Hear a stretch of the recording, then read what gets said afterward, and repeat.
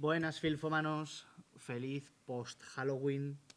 Aquí venimos grabando dos programitas, otra vez en Mediatak. Muchas gracias Mediatak, muchas gracias Tracking Bilbao, muchas gracias Asier Batiz. Y bueno, con ganas, con un programa variado de estrenos tardíos, para el punto en el que se va a ver este programa.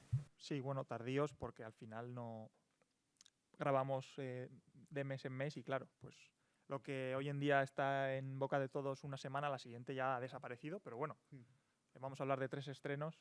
Vamos a empezar hablando de 3 estrenos que creemos que son interesantes, que han dado que hablar o que son buenas películas.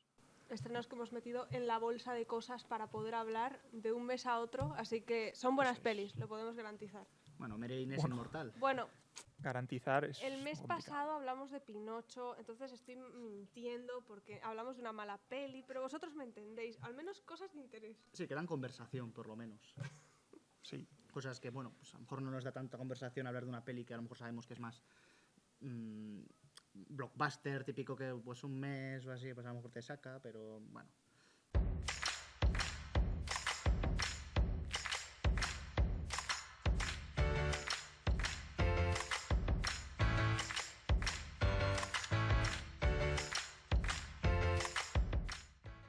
Bronze, la verdad es que sí ha dado conversación. No sé qué opinaréis, Sí. no sé quién quiere empezar. No, Vale. yo empezaría contextualizándola rápidamente igual para la gente que igual no le suene, pero bueno, es una película que se estrenó directamente en Netflix, que en Estados Unidos sí que tuvo una pequeña ventana de exhibición, pero que en el resto del mundo ha sido prácticamente imposible verla en cines, lo cual es una pena. Sí, bueno, mi anécdota, no sé a qué te refieres, pero supongo que es a que yo sí que la pude ver en cines, gracias a Dios, porque digo gracias a Dios no por la película, sino porque todas las películas merecen ser vistas en cines. Partiendo de esa base, yo tuve la suerte de verla en Donosti, en el Cinemaldi. Se hizo un pase sorpresa de estos en el que acudió tanto el director Andrew Dominik, el australiano Dominik, como Ana de Armas, la protagonista, y la verdad es que fue un pase muy gozoso ahí en Victoria Eugenia, en el Teatro Victoria Eugenia, completamente a reventar. Y bueno, sí, es la historia, como ya habréis oído, de Marilyn Monroe. Bueno, es la historia ficticia, ficcionada, viene de una novela de Joyce Carol Oates, que a su vez es una biografía ficcionada del icono de Marilyn. Y bueno, pues, ¿qué os ha parecido? Larga. Tenías que empezar diciendo eso. A ver, si no lo digo yo... Después de que David hace una entrada tan bonita, qué malo eres. A ver, si no lo digo yo, lo ibas a hacer tú. No, Eso lo primero. no lo iba a decir. Lo de larga es también algo completamente subjetivo, porque quiero decir, yo la vi en el Victoria Eugenia en la fila 3, con el asiento así clavado en el cuello durante toda la película y no se me hizo larga. O sea que lo de la duración, pues bueno, David. objetivamente es largo 168 minutos. Sí, objetivamente sí, Objetivamente. pero que se te haga largo, eso ya es otro vale, tema. Eso es otra Por cosa. el cine te dejas A el mí- cogote, David. Sí. Si no, me estuvo doliendo una semana el cuello. A mí no se me hizo Necesitas ir larga. al fisio. A mí no se me hizo larga. ¿Eso quiere decir que la disfruté? Probablemente. La sufrí y la disfruté a partes iguales. Sí. Yo tengo que decir que a mí la verdad es que me gustó bastante, a pesar de que en ciertos puntos resulta muy oscura porque trata temas así quizá un poco controversiales como el tema del aborto, etcétera, de la mano de la Ana de Armas, que está maravillosa en el papel, que por momentos... O sea, claro, la ves la primera vez y dices, nah, tú no eres mi Marilyn. Porque uno está acostumbrado a ver a la Marilyn original y es como, no eres. Pero déjale pasar 20 minutos y ya te quedas como que sí te pareces un poco. Es que hace un papel maravilloso. Me gustó mucho. Ella está espectacular. Creo que eso casi todo el mundo ha coincidido, incluso los que han odiado la película, que ha habido unos cuantos. Todo el mundo por lo menos ha coincidido en que Ana de Armas está increíble. Que es el papel de su vida, de su carrera probablemente, y que va a ser difícil que otra actriz este año consiga dar el do de pecho como lo ha hecho ella. Es que encima es una Marilyn que no es convencional, no es la Marilyn que quizás ha entrado a la cultura popular, sino una Marilyn víctima, que ya desde la primera secuencia de la película es ella pues sufriendo de niña y de hecho... El prólogo es terrorífico, de hecho. Sí. Con otra Marilyn de la pantalla, con Michelle Williams haciendo de su madre, que estaba, por lo que se ve en la película, loca, que no sabemos, porque como esta película, como digo, no es la vida de Marilyn, es una interpretación de su vida. Sí, o sea, eso es un personaje. Yo no lo he visto como un documental ni mucho menos, no sé qué será verdad. No, yo lo he visto como una recreación del icono, o sea, como una especie de hacer una especie de disección de lo que supone en el siglo XX convertirte en una sex symbol, como se convirtió Marilyn, y convertirte en ese icono de la feminidad, bueno, más que de la feminidad, de la sexualidad, ¿no? Y el cómo eso convierte su vida en un vía crucis absolutamente terrorífico, en el que sufre los mayores atropellos imaginables, ¿no? Hay gente que no ha comulgado para nada con la propuesta, no tanto por los temas que trata, sino por cómo los trata el director Andrew Dominik. Es muy excesivamente visual, quizá hiere algunas sensibilidades porque es muy, no sé, va mucho al encía. Se nota que estaba claramente criticando ese tema, entonces es como, a veces es un poco intrusivo esa crítica suya al aborto. Criticándolo o defendiéndolo, según cómo lo mires. Porque hay mucha gente que yo no ha podido evitar posicionarse políticamente en contra de la película precisamente por eso. Yo interpreto la película como una crítica. Yo la interpreto como una crítica al aborto, porque vemos fetos que hablan. Que cantan. Que hablan, entre comillas, o sea, Sí, en la mente de Marilyn, su hijo no nato le habla y es como... Eso me hizo mucha gracia. Es que es un cliché, o sea, ya... Ay, Dios mío. A ver, a mí me da igual la gente abortista, la gente no abortista, cada uno que haga con su cuerpo lo que quiera, cada caso es diferente. Hombre, si te Pero obligan que los fetos no hablen. Si no te permiten abortar, es difícil que hagas lo que quieras. Para hacer lo que quieras se tendrá que permitir el aborto primero, ¿no? Sí. Pero bueno. Pues ¿No sí, o sea, metemos? teniendo en cuenta que hay fetos, entre comillas, que hablan, teniendo en cuenta que... Entre comillas, no. Hay fetos parlantes. Qué gracioso. Digo entre comillas porque técnicamente es ella imaginándose que su hijo le está hablando. Sí. Hay tomas, digamos, muy comprometidas del aborto, digamos, de la operación in situ, que son, la verdad, absolutamente, para algunas personas pueden ser muy, muy difícil de ver. Y si yo tuviera que hacerle una crítica a esta película, sería que precisamente el tema que estábamos hablando antes, de que es una ficción, está muy ficcionalizada la vida de Marilyn, y para la gente que ha disfrutado mucho de la actriz y que quiere saber más, esta película no es y no puede ser una fuente de información veraz. Se inventan muchas cosas, como algunas relaciones que tuvo ella, que nunca tuvo, o sea, la relación esta del trío con los Géminis, entre comillas, con el hijo o el nieto de Chaplin y el otro chaval. Sí, el hijo de Edward G. Robinson. Sí, bueno, pero partiendo de la base que tampoco ninguna película, ni siquiera una película documental, debe ser tomada en serio como un documento fehaciente, porque en el momento que colocas una cámara enfrente a un sujeto, ese sujeto no se va a comportar nunca de la misma manera que si no hubiera cámara. Sí, es cierto. Entonces, pero es que me parece un debate un poco absurdo. Me parece excesiva. A mí, personalmente, me pareció que no encontraron ese punto medio entre tomar las cosas reales y ficcionalizarlas, porque se fueron mucho hacia el lado de la ficción. Ese es otro tema, claro. Pero bueno. Sí, o sea, yo opino un poco parecido en ese sentido, de que al final no tenía ni por qué ser una peli sobre Marilyn, o sea, se pudo haber inventado un personaje ubicado en esa época y la película hubiera seguido funcionando. O sea, al final que sea Marilyn... El nombre de Marilyn es demasiado potente para poder sustituirlo fácilmente. Aparte que estamos hablando de que viene ya de una novela, que está cogiendo ese icono. Pues la novela también, o sea... Si no quieres adaptar el personaje Marilyn, evidentemente te inventarás una historia, pero... Sí, como si es una peli de calculón, pero que da igual, o sea, te inventas el actor y ya está. Bueno, o sea, tengo que decir, así para concluir rápidamente, que en caso de que veáis la película, que por favor verla porque está muy bien, y os quedéis con ganas como con ganillas de saber más de Marilyn, también hay un documental en Netflix que se llama El misterio de Marilyn Monroe, las cintas inéditas, que habla un poco sobre los misterios de su vida, cómo fue el asunto de su muerte y un montón de cintas inéditas de artistas de hace mogollón de tiempo que hablan de ella 20 años después de su muerte, gente que la conoció y muy famosa, y es muy interesante.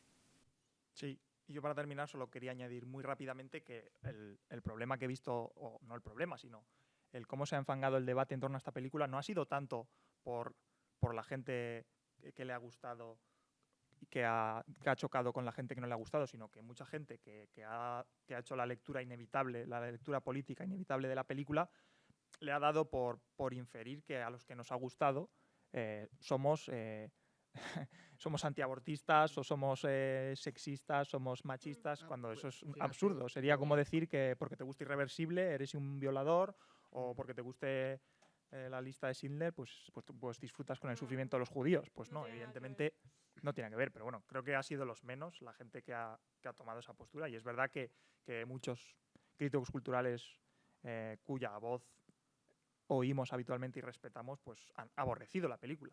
Lo cual quiere decir que es un futuro clásico de culto, también es verdad. Sí, bueno. Sí, yo lo que había visto es el tema de que es como muy explotativa, porque al final pues es mucho desnudo, mucha violencia, encima es una historia que se repite, porque es como que le pasa lo mismo todo el rato, es ver 3 horas de una mujer sufriendo, Bueno, que por cierto, pero no es sé si evidente os que la habéis propuesta fijado, pero es extrema en ese sentido. nuestra Sí. programación de hoy es de pelis de mujeres sufriendo, no lo hemos hecho aposta. No. No sé, yo creo que Dominic, para mí era un autor al que tenía ahí un poco en tierra de nadie. Sus propuestas no me terminaban de convencer y la verdad es que esta película me ha conquistado. Visualmente me parece una pasada. Sonoramente, la banda sonora de Nick Cave y Warren Ellis es más de lo mismo, es una brutalidad. Verla en el cine, la verdad es que fue una experiencia audiovisual incomparable. No sé cómo resistir al paso del tiempo, pero desde luego para mí es una película imprescindible de este año. Imprescindible. Así que bueno.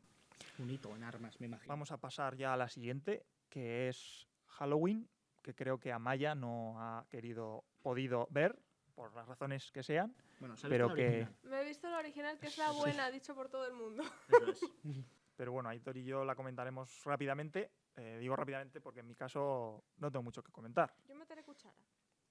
Pero bueno, para los que estén un poco más perdidos en el tema del terror, ¿quieres tú contextualizarla? ¿Qué sabes de la saga Halloween, Amaya? Ah, bien, que la contextualice la persona que no sabe nada de ello. A ver, la saga Halloween, pues a ver, nació con con la primera película de Halloween de Carpenter. Bien, Eh. vamos bien. Sí, trata pues constantemente del asesino Michael Myers. Desde la primera película hasta la última giran alrededor un poco de su figura y de cómo vuelve y vuelve y vuelve. Y y bueno, está ese menos la tono- tercera realmente. Y tiene ese tono místico de por qué sigue apareciendo y no termina de morir. Sí, bueno, Sí, este nuevo soft reboot o secuela, recuela, ya no sé ni cómo A llamarle. ver, esta saga también lo importante es que cada 10 años hay una Halloween, y varias, por así decirlo, es una de Pero esas ahora sagas que mismo nunca no. mueren. Sí, pero si nos tenemos que centrar en algo, vamos a centrarnos en este reboot, que es Y el este moderno, reboot digamos. Es el de 2018, exacto. Es el que han decidido tan... Que de hecho ha empezado la moda de hacer estas secuelas de terror que se llaman igual que la original, que ignoran las Bueno, secuelas. eso ya existía mucho Pero antes. lamentablemente no podemos Lo ha hablar de todas popularizado. las secuelas. Y vamos a hablar de esta en concreto para que no se nos Sí, pase el Que es la tiempo. tercera en la trilogía que empieza en Halloween 2018. Ends. Vamos a hablar de Halloween Ends, que yo creo que ni lo hemos dicho, porque Aitor Sí. está convencido de que todo el mundo quiere escuchar su opinión sobre las 3 películas de Halloween modernas. Pero no, Seguramente o sea- es una gran opinión, pero tenemos que hablar de muchas Sí, películas. Halloween Ends es el final de la trilogía. Es la película que cierra supuestamente, digo supuestamente porque no se lo creen ni ellos, que cierra la saga. Es evidente que no. O sea, Cierra es la, trilogía de David es la Gordon Green. 13ª película. Sí, pero bueno, se supone que son las únicas después de la segunda que ha sido, y después de la tercera que ha sido avalada por Carpenter, ¿no? Son las que han retomado el canon tal y como Carpenter lo dejó, supuestamente, digo. En la primera. Sí, son las que han fumado de todas las secuelas posteriores a la tercera, ¿no? Que al menos la primera no le salió mal. La de 2018, bueno. A mí me parecen todas una castaña, la verdad. Sí, O sea, creo que tienen hallazgos. Es indudable que han Sí, intentado ahí cosas. está. O sea, las salvo entre comillas porque creo que es verdad que intentan cosas. Intentan hablar sobre muchos temas, sobre el trauma, sobre la pérdida, sobre la violencia, sobre el tipo de sociedad que estamos creando, ¿no? Pero es que no dan ni una. se les va. Claro, o sea, apuntan a tantas dianas que al final no le dan ni al árbol más cercano. Eso es un problema. En esta tercera parte yo creo que es aún más evidente que intentan retomar un poco el hilo del trauma de Laurie Strode, pero por otro lado ahondan en la subtrama de la violencia, la maldición de Michael Myers como esa especie de mal que se extiende en Haddonfield, ¿no? Que es No algo se que ya sabe viene de... hasta qué punto es paranormal en esta trilogía, por lo menos. Sí, bueno, ¿hasta qué punto? Es evidente que es paranormal. Quiero decir, en esta descubrimos que Michael Myers lleva 4 años viviendo en una alcantarilla alimentándose de moho, como una ratilla igual, o... No sé. No, de hecho, eso yo lo vi como un tributo a la novia de Frankenstein, que Frankenstein ha sobrevivido en el Tributos todo lo que tú quieras, pero en 2022 tener a un tío ahí metido en una alcantarilla así, en una grieta, haciendo así... es una gilipollez como un piano. Es una gilipollez como un piano, porque Sí. ese tío además tendría que tener como 76 años Pues sí, y ha sobrevivido de puro milagro. Y de repente le ponen el idiota este... Es que ya ni me interesa hablar de la trama, porque es que es muy ridícula. Habla de la trama. Pero el es idiota este, interesante. con el que empieza la película, que es el prólogo de un chaval que accidentalmente, creemos, accidentalmente mata a un niño del que está cuidando en la noche de Halloween. Bueno, pues este chaval se convierte en una especie de protagonista cuya historia viaja paralela a la de Michael Myers, haciendo una especie de reflexión bastante de brocha gorda sobre cómo el mal anida en nosotros y cómo el mal, pues en determinado punto, despierta, ¿no? ¿Qué ocurre? Pues que está terriblemente mal llevado, porque este chaval es a todas luces un chaval que ha cometido un error y ya está. Evidentemente su error es terrible porque ha matado a un niño, pero no deja de ser eso, un error. Pero la película decide a mitad de cinta convertirlo en el nuevo Michael Myers porque sí. Y va allí con Michael Myers y se hacen amiguitos y van por el campo dando saltitos y matando gente y es como, ¿qué cojones me estás contando? Qué bien O sea, habías empezado bien. Qué bien la vendes. Habías empezado bien y de repente has convertido a Michael Myers en una especie de canguro, una especie de escuela para jóvenes psycho killers. Ha cogido bajo su tutela a este chaval, a este pobre inútil, que la ciudad le ha rechazado, evidentemente, porque ha matado a un puto niño. O sea, quiero decir, que el chaval al principio da pena, pero es que se ha cargado a un puto niño, que es un puto loco. O sea, ¿a quién se le ocurre? A ver, la peli deja claro que es un accidente. Quiero decir, has dicho se supone, pero la peli deja claro que el chaval es un era accidente. bueno. El chaval era bueno, o sea, no tenía esa maldad, esa Sí, a ver, mirada. si de la Michael tesis Myers. es que él era bueno y se vuelve malo. ¿Pero por qué? ¿Por Porque qué el qué? pueblo le empieza a tratar como un asesino. O sea, vale, una es lógica gilipollez. Christine, es lógica ochentera Stephen King, pero quiero decir que te estás saltando los puntos lógicos para que la peli Stephen parezca King- peor de lo que es. Stephen King Versus. no es peor que lo que es. Es que Stephen King en sus libros ha tratado esos temas mucho mejor de lo que lo Sí, ha tratado sí. esta saga. Claro. Porque It básicamente se basa en esa misma idea, en la idea de que el mal está bajo la ciudad, es una maldición que recorre La las gente. distintas generaciones, es la gente De de... hecho, la peli previa, Halloween Kills, o sea, su predecesora inminente, que, o sea, recordemos, Ya me he cabreado. esto es Ya la me he tercera calentado. parte de una trilogía. Mi mayor error, Eso ha quedado claro, Héctor. el mayor Necesitamos un versus al respecto. Vamos No, a dejarlo. no, ese Pero es si el a Aitor problema. tampoco le ha gustado, si solo quiere defenderla porque no sé por qué. No, porque ahí tiene cosas loables, que es una peli súper agridulce, porque tiene cosas interesantes. Tiene ideas. En las Y ya. ideas, eso es. Y la trilogía le pasa eso, que tiene buenas ideas sueltas. Los cortos de estudiante tienen ideas, pero eso no quita que Claro. sigan siendo una puta mierda. Pues esto es igual. Esto es un corto de estudiante hiper caro. Es un corto de estudiante hiper alargado con actores profesionales. Jamie Lee Curtis es un personajazo y se lo han cargado. Se lo han cargado porque no le han dado tiempo en pantalla para desarrollar la verdadera historia detrás de esta saga, que es el trauma de Laurie Strode y cómo supera eso, cómo lo Se han supera. florecido. O sea, esta película tenía huevo para cerrar esa trama. Tenía Sí, el personaje hablamos de del sheriff, que tenían ahí una relación muy bonita, como de amor en la madurez y tal, y deciden meter al cuatro ojos al puto inútil mata niños, para hacernos creer que no, es que la ciudad y el mal que han ido en la ciudad Pero lo es ha que- corrompido, tal. pero- Vamos, no me jodas, que ha matado allá como a 7 personas. Al inicio del tercer acto ha matado ya a 5 personas. Claro, sí. Ha matado a un vagabundo, ha matado Al final a una tipa, ha matado Pues esos también son Eh, accidentes. Vale, esto es lo que pasa cuando hablamos de una tercera peli sin dar contexto a las previas. ¿De qué trataba la previa, la inmediata? Que nos da igual, Aitor, que nos da igual, que las No, otras eran una mierda no. también. porque- Tenemos que seguir hablando de los estrenos. Pero, Sí. sí, Sí. pero Tienes un minuto. la previa, quiero decir, no sale Me de la encanta nada. ponerle nervioso. Tienes 30 Es que das miedo, segundos. das más miedo que Michael Myers, ¿vale? No me extraña, es que el Michael Myers de esta película es ridículo. Es un puto Sí. anciano que Es ya que no es el da punto, ningún esa es tipo la de idea. miedo. Esa es la idea. A ver, Pues es una gilipollez de idea. Porque Michael Myers es el epítome del mal. siento que no ¡Es estoy el diciendo mal! nada. ¡Es el mal puro! No estás diciendo Es que nada. quiero decir cosas.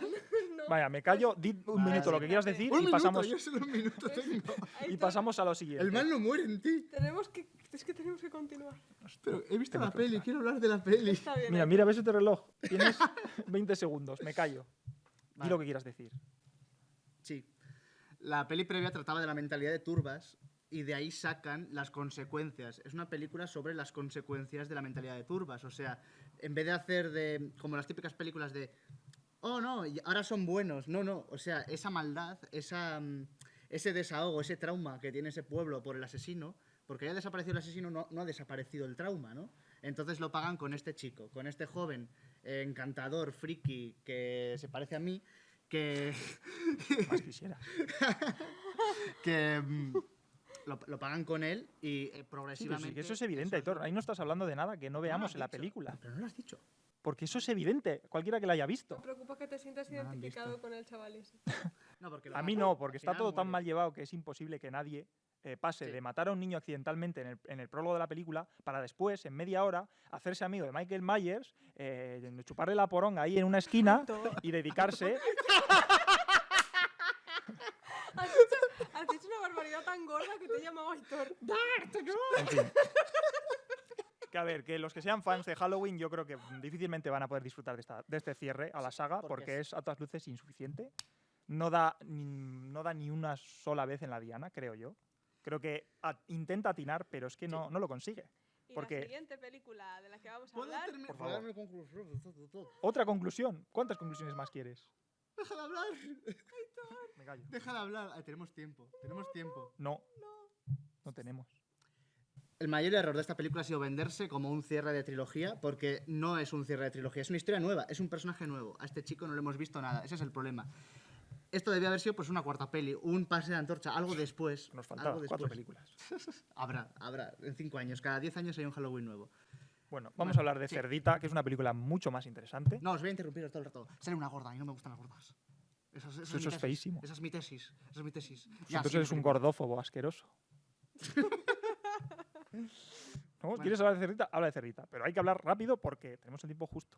Ok, si recordáis el Cerdita. primer podcast, si es que lo habéis visto, si es que lo habéis querido Las gordas, escuchar, ¿por qué he dicho eso? Mentira. esta película de Cerdita se Ha sido basa en horrible. un corto que estuvo por diferentes festivales y que fue muy sonado con el mismo nombre. Y esta película lo que hace es alargar un poco la trama de ese cortometraje. Un poco bastante. Bueno, sí, a ver, de corto lo pasan a largo, así que sí.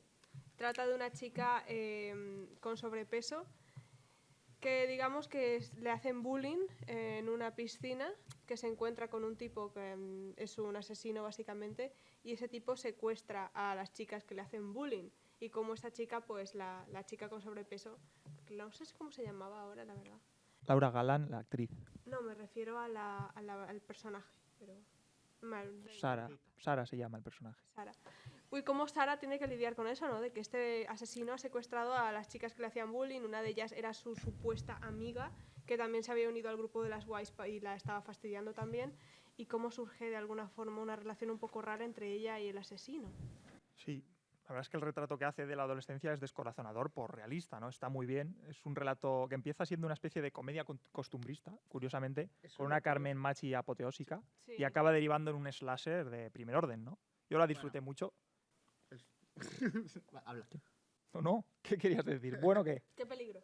No, el tercer acto no me convenció. Desarrolla. ¿Puedo desarrollar? No sé, No, luego desarrollo, no. Ahora me voy a callar. Pues sigo hablando. Sigue hablando. Sí. Pues eso, que creo que Carmen Machi está espectacular, se adueña de la función una vez más, demuestra porque es una de las mejores actrices de este país.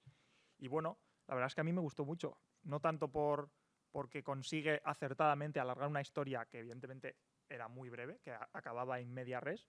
Aquí consigue que te creas la tesitura de esta chica, de Sara, ¿no? Que se ve en una situación delirante, ¿no?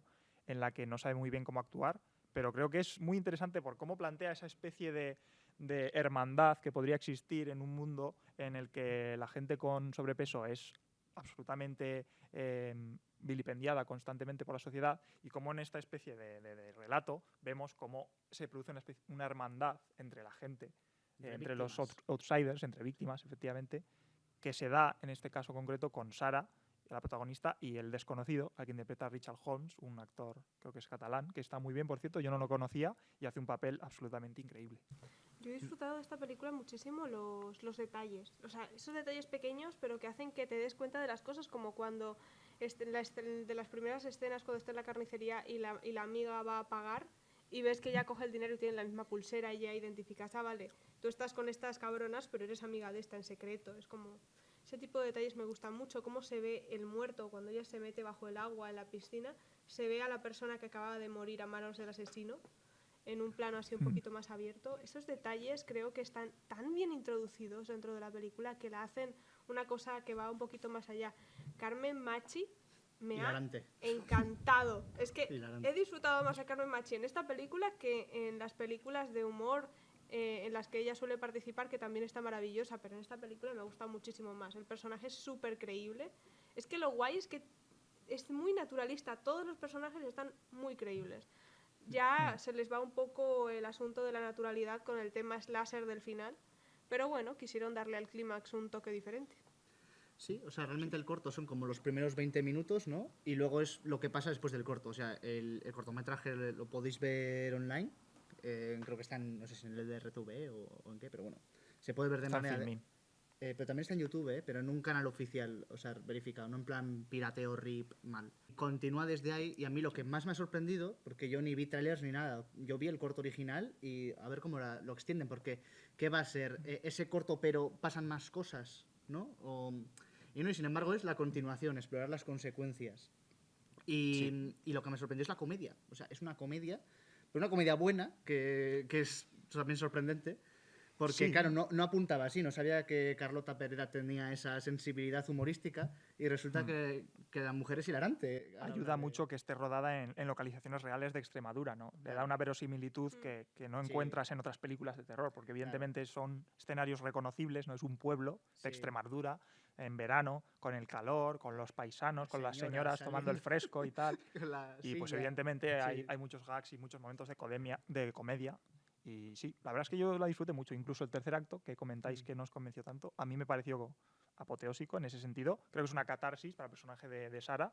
Evidentemente no es realista, pero ¿qué película lo es? Es una película. No, mi problema es ficción, es una manera de darle una catarsis a un personaje torturado que ha conseguido, pues por un lado, vencer a sus demonios, vencer al asesino, que son sus demonios también, encarnados en alguien que tiene el poder de hacer a los demás lo que le hacen a ella, y al mismo tiempo es una forma de autoempoderarse como mujer y como persona.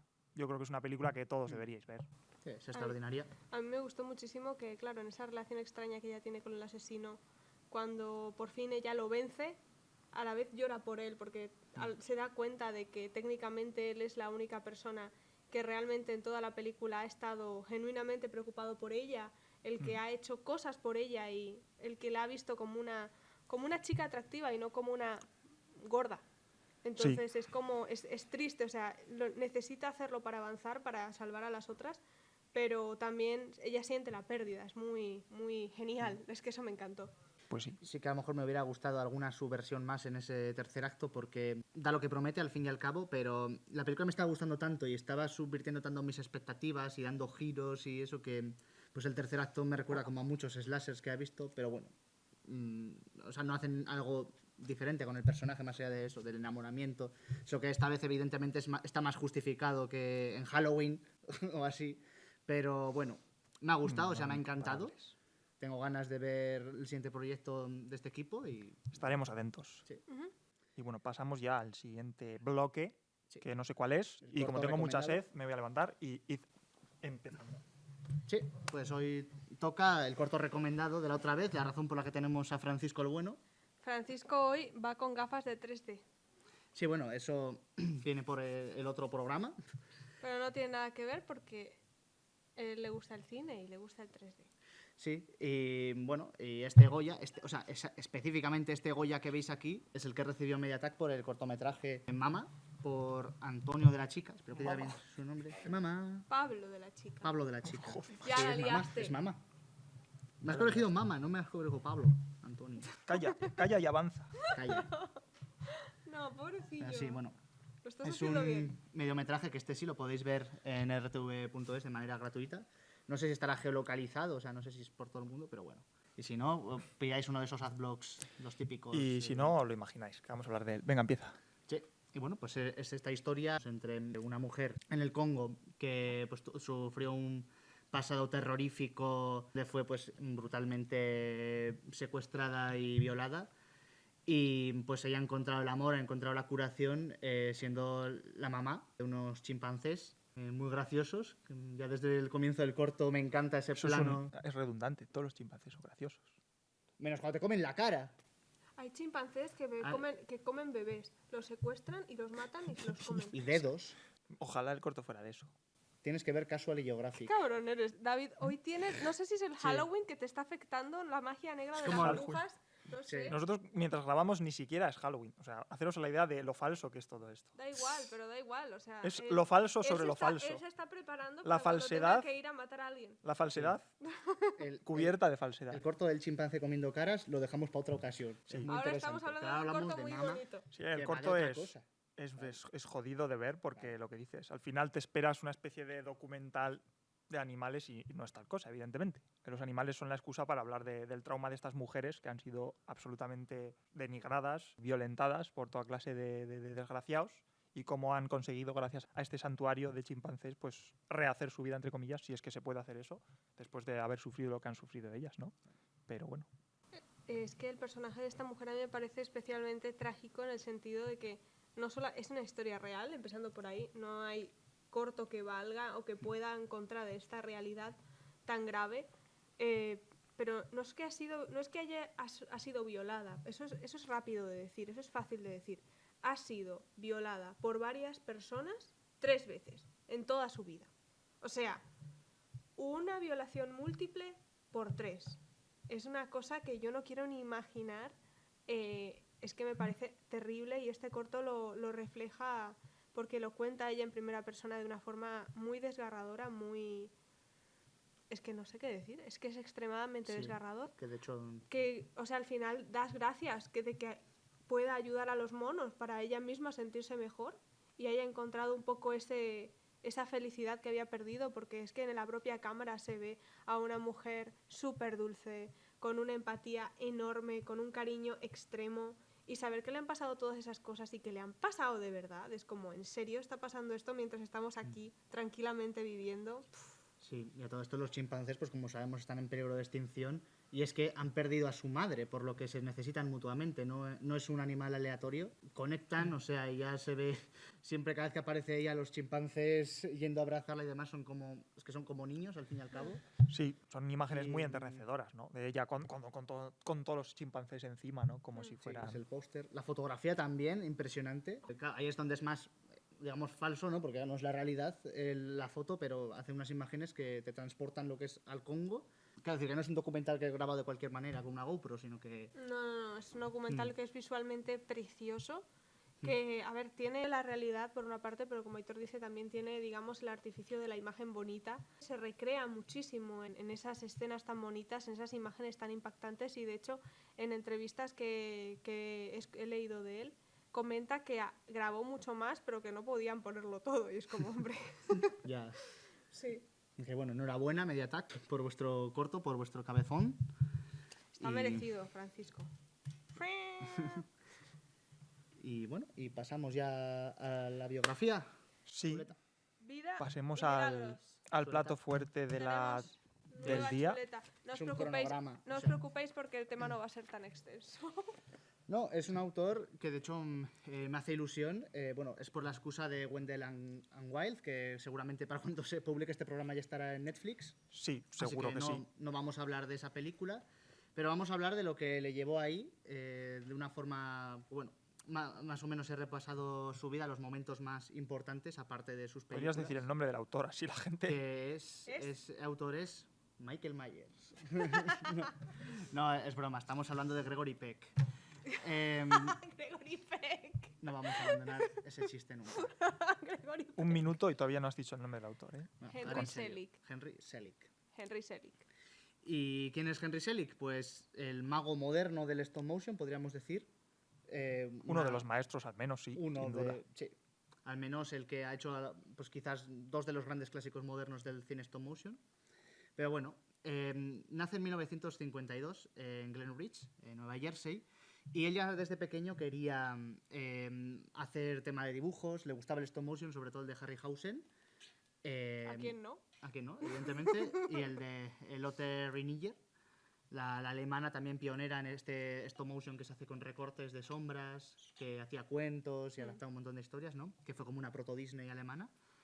Y entonces primero estudió ciencias, pero se dio cuenta que lo que le gustaba a él era dibujar, eran las artes gráficas, mezclar incluso estilos de animación, cutout, clay animation, live action, por lo que fue a la Universidad de California, a CalArts, la famosa escuela de la que salen los animadores de aventuras y demás. Steven Universe, etcétera, todos vienen de CalArts. Sí, pues ya incluso en esta época, en los años 70, salió una generación que gracias a un programa pues pudieron entrar varios animadores a Disney.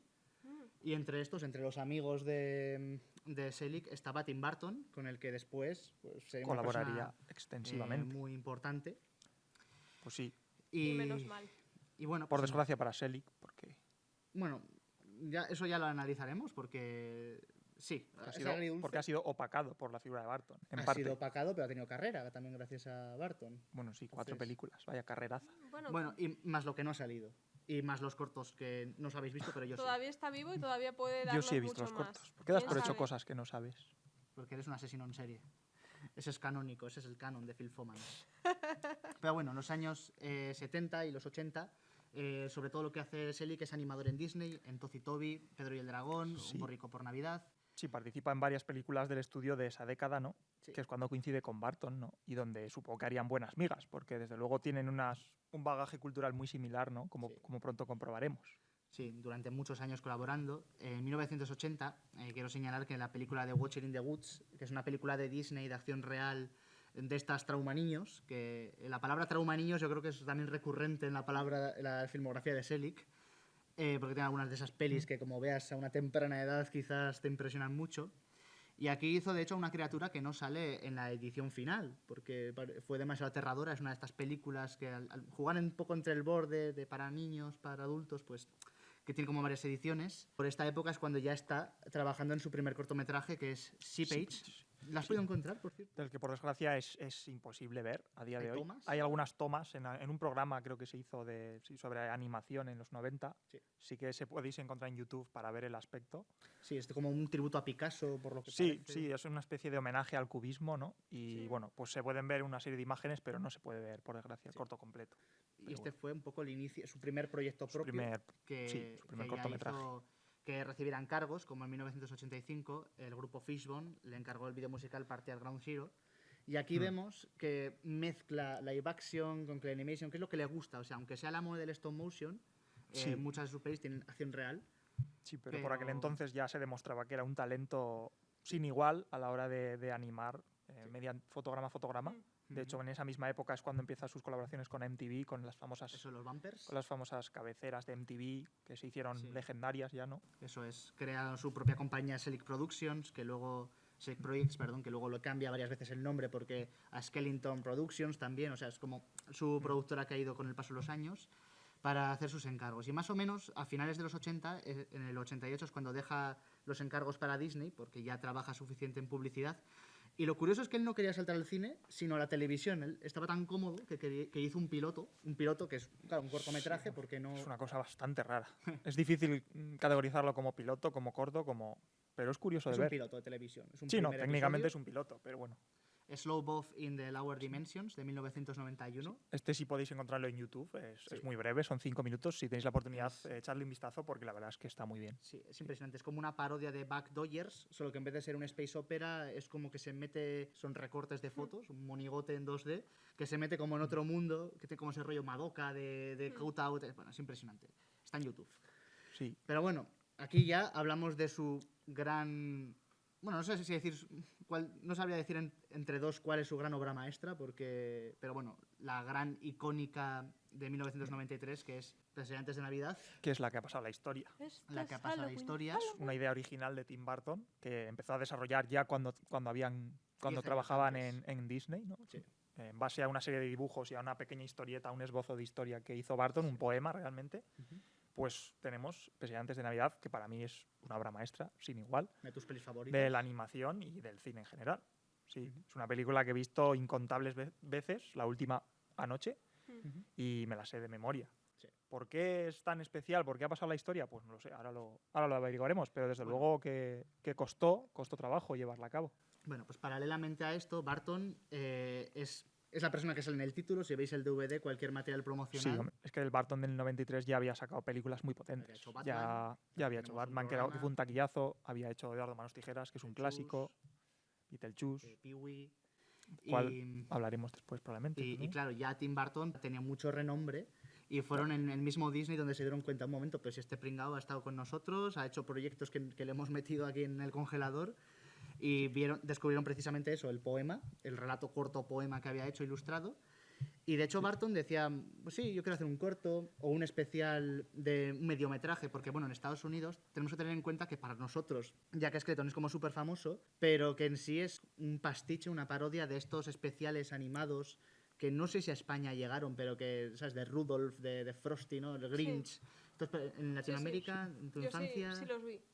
O sea, en Venezuela sí los ponían, ¿no? Sí, Por o la sea, mañana. eran cortitos de stop motion americanos, que pues, yo que sé, iban de un muñeco de Navidad hecho con algodones, ese tipo de cosas, historias súper cortitas y súper simples, pero solían ser muy navideñas. Mm.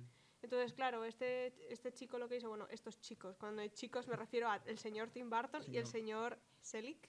Estos señores lo que hicieron fue darle la vuelta totalmente y convertirlo en un producto que está a medias entre la Navidad y el Halloween, haciendo una mezcla que es algo así como un caramelo de menta, ¿no? Que es como rojo y blanco, ¿no? O sea, es como, no sé. Sí, el imaginario, digamos que el origen de ese imaginario es más de Barton que de Selick, pero bueno, esto es como todo. ¿Quién tiene más mérito? ¿El autor de la obra o el ejecutor? Pues Bueno, en este caso, ¿tengo citas? yo me inclinaría a pensar que en este caso concreto, digo, el mérito es compartido, pero me quedo con la labor de Selick, que es espectacular. Es levantar por aquel entonces la película en stop motion más compleja y más importante de la historia. Tal cual. Un absoluto hito que llevaron a cabo durante 4 años. La película empezó su producción en el año 90 prácticamente. Y tardaron muchísimo tiempo en completarla porque evidentemente tampoco el equipo era lo que hay ahora en Laika, por ejemplo, que tienen un estudio entero de 30 personas solo haciendo las esculturas. No, en este caso las esculturas de Pese antes de Navidad lo hicieron 4 personas únicamente. Jolín. Uf, Entonces, pues claro. qué Encima, trabajón. diseños muy distintos que son icónicos. Bueno, de hecho ya es una de las grandes marcas de Disney de Sí, merchandising. es decir, es que Jack Skellington ya es un icono de la cultura popular Es que que ha traspasado ya todo tipo sale de en fronteras. Disneyland, o sea, en Disney World, en Disneyland, en los parques de Disney. Llega el Halloween y el personaje que está en el castillo haciendo el espectáculo es Jack. Hay que ver una película que empezó siendo bastante marginal, que incluso Disney no la quiso poner bajo su sello desde el principio, que ahora sea, digamos, el icono del Halloween para Disney. Y es como, wow, ¿cómo cambian las tornas?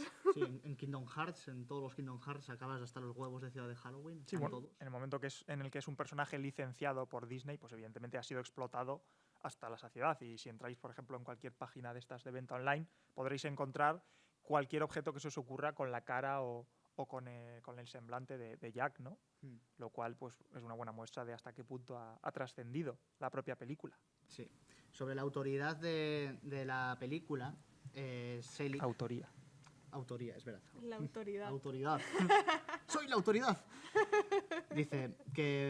Selick dice que Barton puso el huevo, pero que quien realmente lo empolló e hizo que se abriera ese huevo fue Selick. Que Barton realmente no está involucrado en una forma con sus manos, pero que su huella o que su mano sí se nota. Era el trabajo de Selick hacerlo parecer una película de Tim Burton, porque claro, gracias a eso salió adelante, lo cual dice que también no es muy diferente a sus propias películas.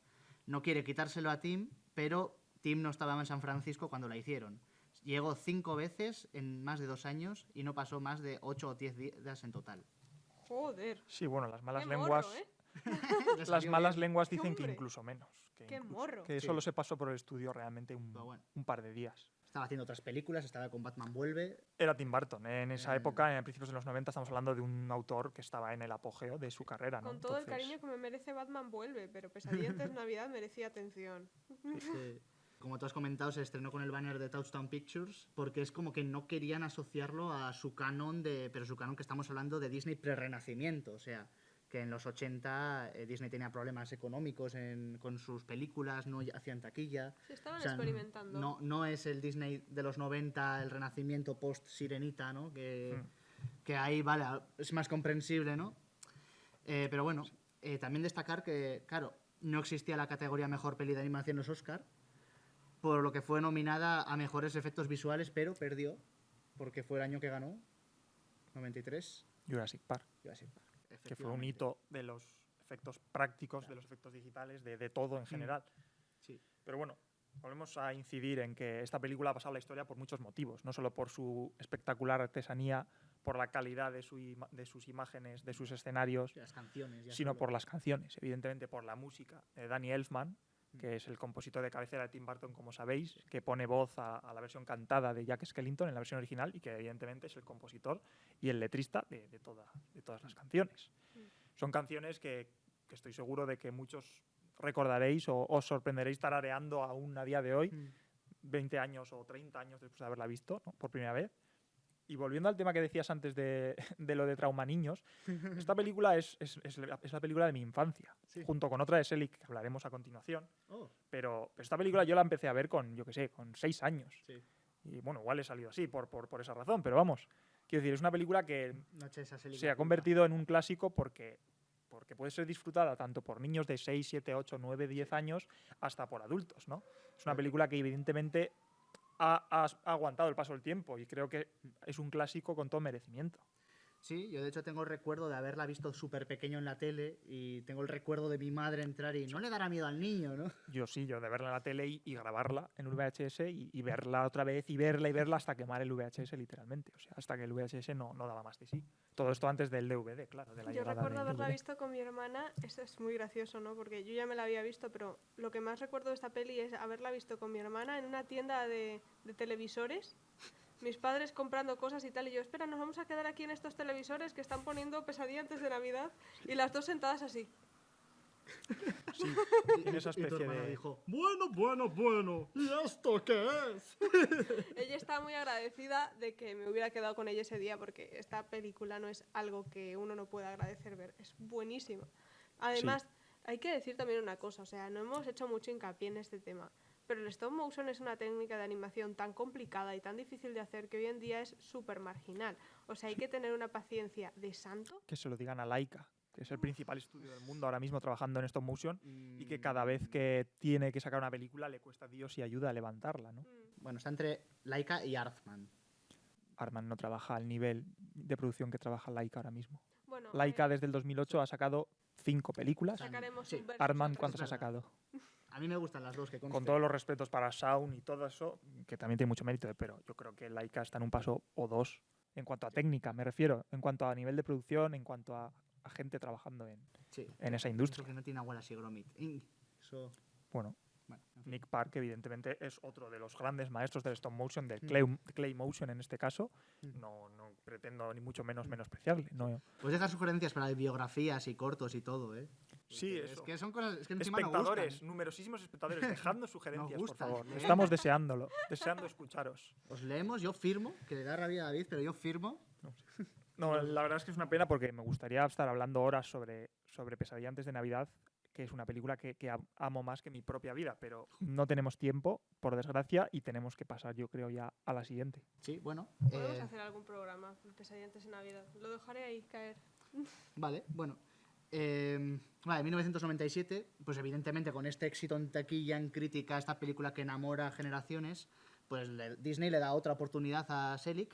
Y para eso, pues bueno, tenemos que entender que de la misma forma que Pesadilla antes de Navidad era un cuento que estaba en los archivos Disney, pero que estuvo durante muchos años y que no salió adelante, pues tenía muchas cosas, ¿no? Todos conocemos las historias esos de las obras de Hans Christian Andersen, ¿no? Que tardan un montón en Sí. adaptarse.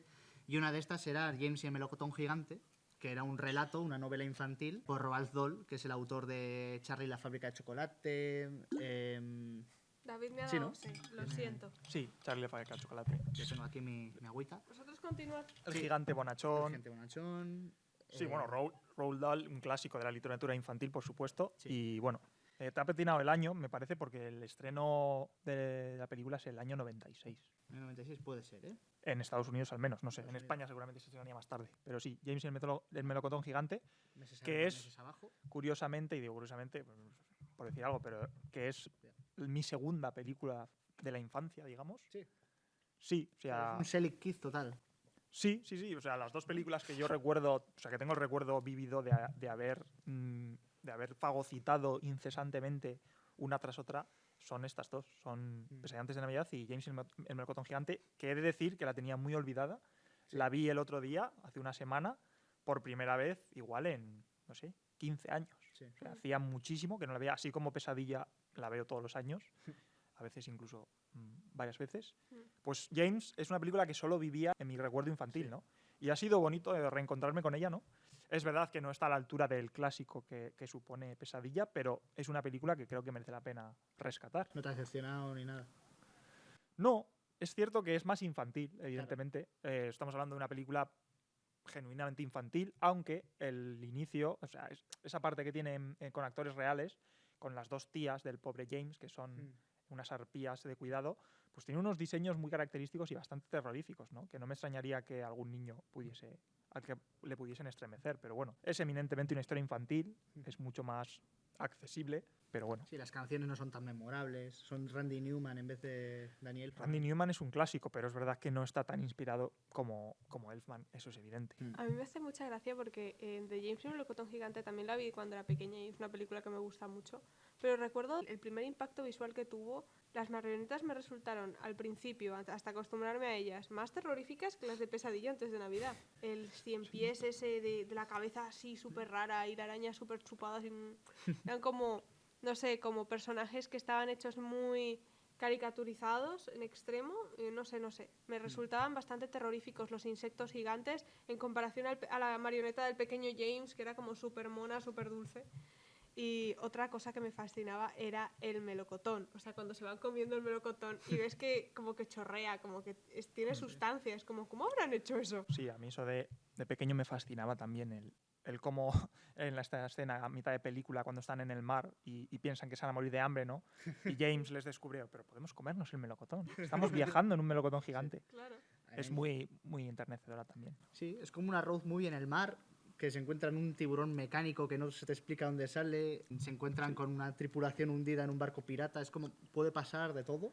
Sí, y con una historia muy, muy bonita de cómo los niños solitarios no deben perder la esperanza de encontrar nuevos amigos y tal, ¿no? Porque al final estos 5 insectos que forman la tripulación del melocotón pues son también una especie de solitarios que se han juntado por razones X, que nos explica la película, y se han juntado en este melocotón y todos pues alegremente deciden viajar a Nueva York, que es como la ciudad, la metrópoli de las grandes oportunidades. Claro. ¿No? Mira, ahora pillo la broma también, que seguramente habría una puya en el libro de va en un melocotón a la gran manzana. Pues seguramente. Siendo Roald Dahl, pues Sí. sí, seguro. Mm. Y bueno, tenemos que ir abreviando porque se nos echa el tiempo encima. Recomendadísima, o sea, ya Así sé que no es tan que, famosa, pero... por desgracia, pasamos a la siguiente Y de película. hecho, también la recomiendo. Aquí me mojo, sé que no la has visto. ¿Tú la has visto? Yo sí la he visto. La próxima película, sí, Monkey Bone, la he visto por primera vez. No, lo siento. ¿No habías visto? No había visto. Sabía de su existencia, tenía un recuerdo lejano de que Selig tuvo, pues a principios de este siglo, una pequeña peliculilla Bueno, pequeña... a rebufo de lo que sería el éxito de Beetlejuice, pero 15 años después, ¿no? Y no la había visto, realmente. O sea, sabía de su existencia, pero es una película bastante olvidada. Puedo entender por qué. He de decir que a mí no me ha disgustado. Como fan acérrimo de Selig la he disfrutado. Creo que es una peli que cayó mal, por lo que fuera. Es una película que no gustó a nadie. Solo hay que ver las notas en las páginas estas de votación y tal, que bueno, en general es difícil ver gente que la apruebe siquiera, pero bueno, creo que es una película interesante que no merecía quizá este olvido absoluto al que ha sido sometida, ¿no? Claro. Yo me quedo en un no sabe, no contesta. Porque Muy bien, Amaya. tengo que decirlo. O sea, ves los monos de Mediatak, pero no ves al mono de Henry Selick. No. Los monos de media Bueno, lo siento, pero Los monos de Mediatak. De los de Chimpancés. Mama. Los de No, Mama. pero los de Mama había que verlos. Bueno, pues Monkey Bone es una historia que se basa en un cómic, una novela gráfica llamada Dark Town, Mm. que, bueno, llegó a manos de Selick. Y es un poco lo opuesto a James, porque en vez de ser una novela infantil, es muy verde, muy picante, muy para adultos. De hecho, Monkey Bone es un empalme, o sea, es un boner, es un mono, que es una metáfora de la primera elección que tuvo el autor, el protagonista, que interpreta a Brendan Fraser, ya que no la has visto te la cuento. Y de hecho la primera...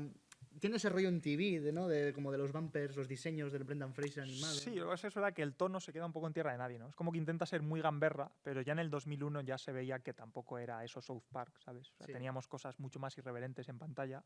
Mm. Y es como que la película no termina de encontrar el tono. Tenemos a Brendan Fraser en el momento álgido de su popularidad, pero también es un papel que no se le acaba de dar del todo bien, porque durante gran parte de la película Monkey Bone, el mono, el alter ego de este dibujante de cómics, se adueña del cuerpo de Fraser, entonces él tiene que actuar como si fuera el mono, ¿no?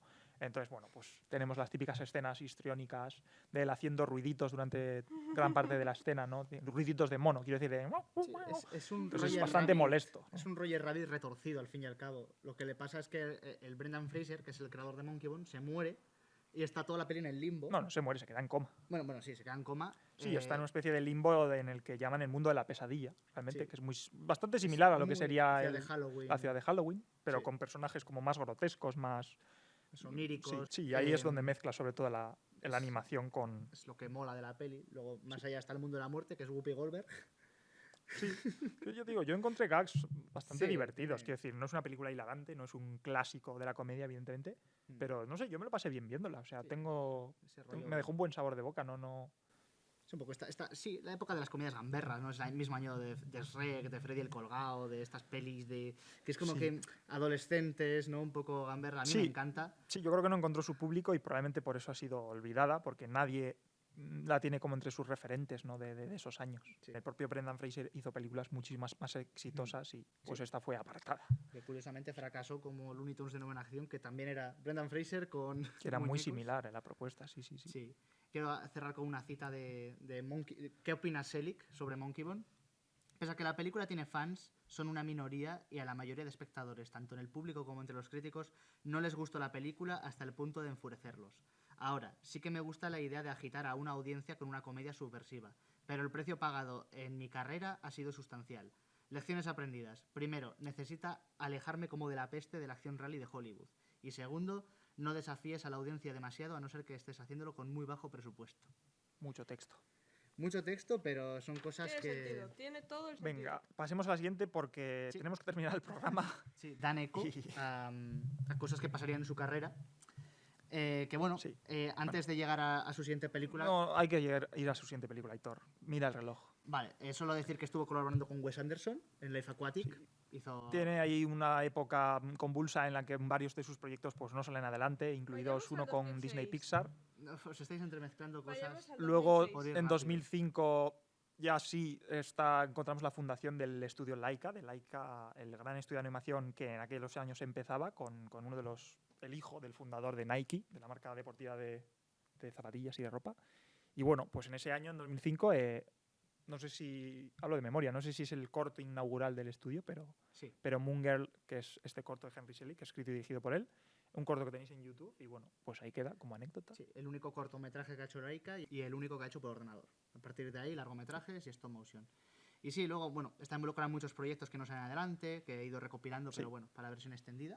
Y ya pasamos al 2009. cierre por todo lo alto, que es una nueva adaptación de un nuevo clásico de la literatura. Bueno, Una clásico, nueva ¿no? Clásico, ¿qué adaptación. cojones? ¿Se ha No, adaptado espera, antes? 2006, ¿no? 2006, ¿qué? Coraline, Tenemos que mencionar Coraline.